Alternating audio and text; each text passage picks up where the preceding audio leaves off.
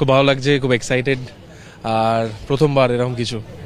দেখো, কিছুদিন আগে শুনেছিলাম যে এই ব্যক্তি মেয়েদের সেফটি নিয়ে একটা কন্টেন্ট বানিয়েছিল, কিন্তু সেই বর্তমানে কি করেছে, সামিক অধিকারী, যে নিজের গার্লফ্রেন্ডকে একটা রুমের মধ্যে বন্দি করে মানসিক টর্চার এবং অনেক কিছু অত্যাচার করেছে, যেটা এখন সোশ্যাল মিডিয়ায় প্রচুর পরিমাণে ভাইরাল হচ্ছে। এই সামিক অধিকারী কিছুদিন আগে মেয়েদের সেফটি নিয়ে একটা ভিডিও বানিয়েছিল, যে ভিডিওটা দেখে সবাই জয় জয়কার করেছিল, সবাই খুব ভালো বলেছিল। সামিক অধিকারী যে মেয়েদের সেফটি নিয়ে একটা কন্টেন্ট তৈরি করেছিল, একটা ভিডিও মানে এমনভাবে তৈরি করে যার জন্য মানুষ একদম তাকে বাহবা দিয়েছিল, তার জয় জয়কার হয়েছিল তাকে। হ্যাঁ, সেই সামিক অধিকারী তার নিজের গার্লফ্রেন্ডকে একটা ঘরে বন্ধ করে তার প্রতিদিনের পর দিন অত্যাচার করেছিল। এরাই আবার মেয়েদের সেফটি নিয়ে কন্টেন্ট বানায়, এরাই আবার মেয়েদের সেফটির জন্য বড় বড় কথা বলে।